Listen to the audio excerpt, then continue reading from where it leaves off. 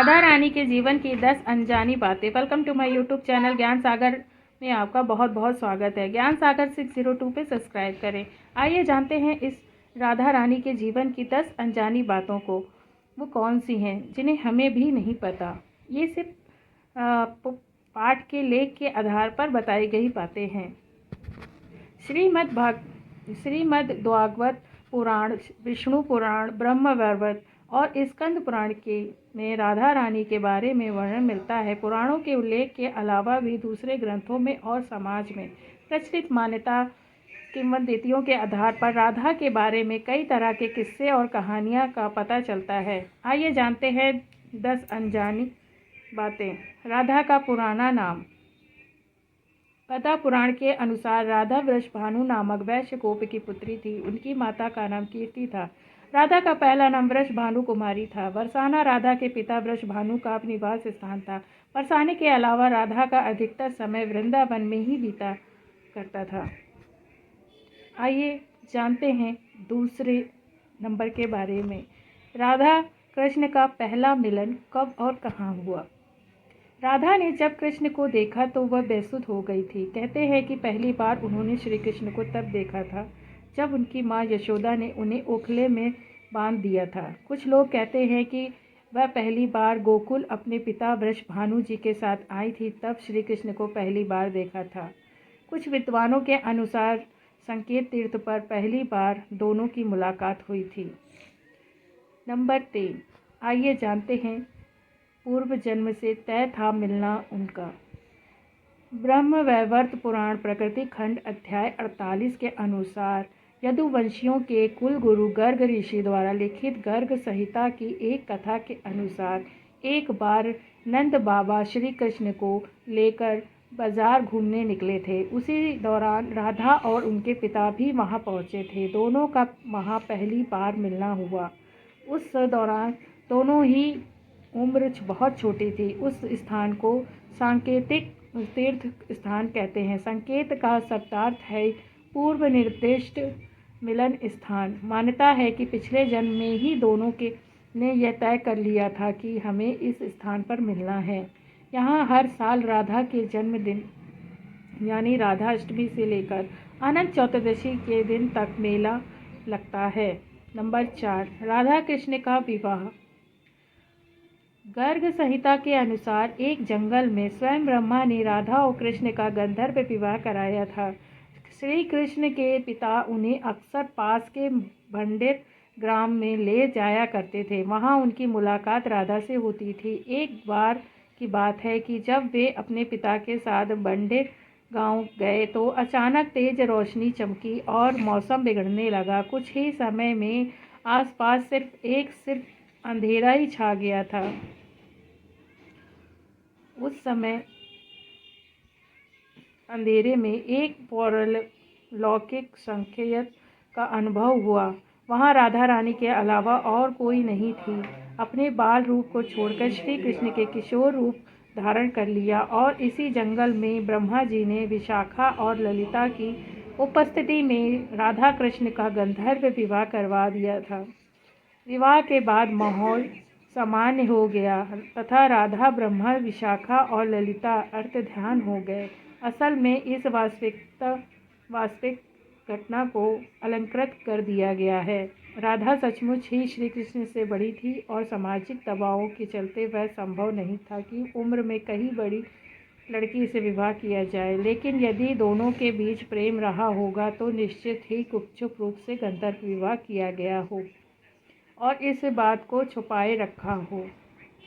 Number 5। अंतिम महारास। राधा के परिवार को जब पता चला कि यह श्री कृष्ण की मुरली सुनकर उनके प्रेम में नाचती हुई उनके पास पहुंच जाती हैं तो उन्होंने राधा को घर में ही कैद कर दिया था। तब श्री कृष्ण ने अपने साथियों सहित एक दिन उन्हें रात में कैद से मुक्त कराकर उद्धव और बलराम सहित अन्य सखियों के साथ रात भर नृत्य किया था। यह रात पूर्णिमा की रात थी जब महारास हुआ था। बाद में राधा की माँ राधा के कक्ष में गई तो राधा उन्हें वहां सोते हुए मिली। कहते हैं कि उस वक्त श्री कृष्ण को 2 ही चीज़ें सबसे ज़्यादा प्रिय थी, बाँसुरी और राधा। श्री कृष्ण की बाँसुरी की धुन सुनकर राधा के जैसे प्राण ही निकल जाते थे। कई जन्मों की स्मृतियों को कुरेदने का प्रयास होता था और वह श्री कृष्ण की तरफ खींची चली जाती थी। नंबर 6, श्री कृष्ण ने की विवाह की जिद। श्री कृष्ण और राधा में बहुत ही गहरा प्रेम हो चला था। ऐसे में श्री कृष्ण ने अपनी माँ यशोदा से कहा कि मैं राधा से विवाह करना चाहता हूँ। यह सुनकर यशोदा मैया ने कहा कि राधा तुम्हारे लिए ठीक लड़की नहीं है। पहला तो यह कि वह तुमसे 5 साल बड़ी है और दूसरा यह कि उसकी मंगनी यशोदा के भाई रायाण पहले से ही किसी और से हो चुकी है और वह कंस की सेना में है, जो अभी युद्ध लड़ने गया है। जब आएगा तो राधा का उससे विवाह हो जाएगा। लेकिन जब श्री कृष्ण नंद और यशोदा दोनों से ही नहीं माने तो ऋषि गर्ग ने उन्हें बताया कि तुम्हारा जन्म किसी महान लक्ष्य के लिए हुआ है। तब श्री कृष्ण को राधा को छोड़कर जाना पड़ा। नंबर 7, श्री कृष्ण ने दी राधा को अपनी मुरली। भगवान श्री कृष्ण के पास एक मुरली थी जिसे उन्होंने राधा को छोड़कर मथुरा जाने से पहले दे दी थी। राधा ने इस मुरली को बहुत ही संभाल कर रखा था और जब भी उन्हें श्री कृष्ण की याद आती तो वह यह मुरली बजा लेती थी। श्री कृष्ण उसकी याद में मोर पंख लगाते थे और वैजयंती माला पहनते थे। श्री कृष्ण को मोर पंख तब मिला तो था जब वे राधा के उपवन में उनके साथ नृत्य कर रहे मोर का पंख नीचे गिर गया था, तो उन्होंने उसे उठाकर अपने सिर पर धारण कर लिया था और राधा ने नृत्य करने से पहले श्री कृष्ण को वैजयंती माला पहनाई थी। वृंदावन। नंबर 8, वृंदावन है राधा का खास स्थान। कान्हा पहले गोकुल फिर नंदगांव और बाद में वृंदावन में रहने लगे थे। वृंदावन में ही राधा के परिवार के लोग भी रहने आ गए थे। बस वहीं पर जन्मा राधा और कृष्ण का प्रेम पनपना।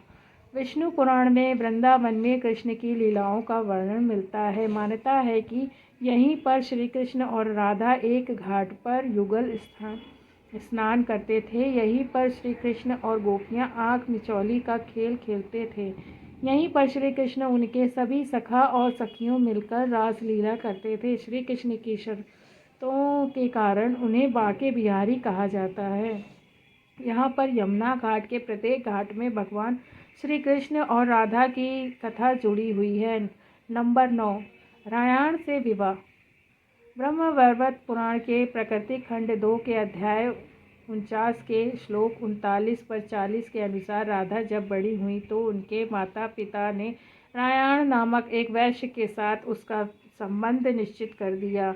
उस समय राधा घर में अपनी छाया का स्थापित करके खुद अंतर्ध्यान हो गई। उस छाया के साथ ही उक्त रायाण का विवाह हुआ। इसी श्लोक में आगे बताया गया है कि भगवान श्री कृष्ण की माता यशोदा का वह रायाण सगा भाई था जो गोलोक में कृष्ण का अंश और यहाँ यशोदा के संबंध से उनका मामा था। मतलब यह कि राधा श्री कृष्ण की मामी थी। यदि हम यह माने कि श्री कृष्ण यशोदा के नहीं देवकी के पुत्र थे तो फिर राधा उनकी मामी नहीं लगती थी। रायाण को रापाण अथवा अयन घोष भी कहा जाता था। पिछले जन्म में राधा का पति रायाण को गोलोक में श्री कृष्ण का अंशभूत गोप था। नंबर 10, कुरुक्षेत्र और द्वारिका में राधा। जब कृष्ण वृंदावन छोड़कर मथुरा चले गए तब राधा के लिए उन्हें देखना और उनसे मिलना और दुर्लभ हो गया। कहते हैं कि राधा और कृष्ण दोनों का पुनर्मिलन कुरुक्षेत्र में बताया जाता है, जहाँ सूर्य ग्रहण के अवसर पर द्वारका से कृष्ण और वृंदावन से नंद के साथ राधा आई थी। राधा सिर्फ कृष्ण को देखने और उनसे मिलने ही नंद के साथ गई थी। इसका जिक्र पुराणों में मिलता है।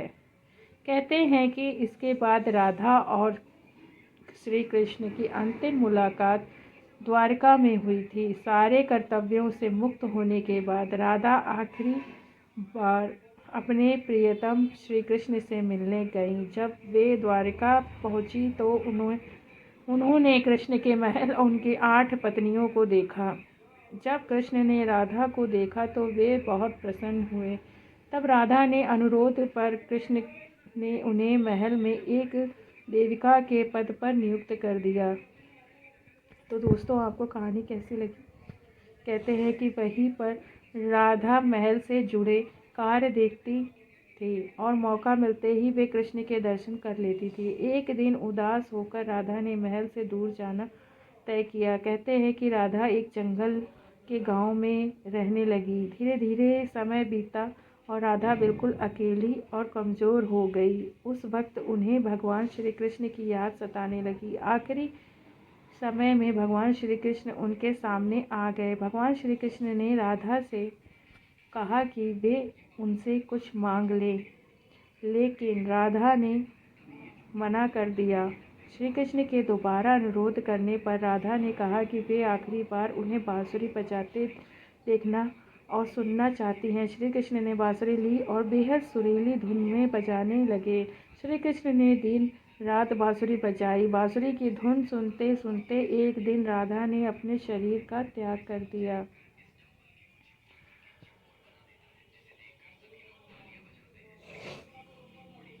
धन्यवाद। आपको कहानी कैसी लगी? अगर आपको कहानी पसंद आई हो तो हमारे चैनल को लाइक करें, शेयर करें और सब्सक्राइब करें। धन्यवाद।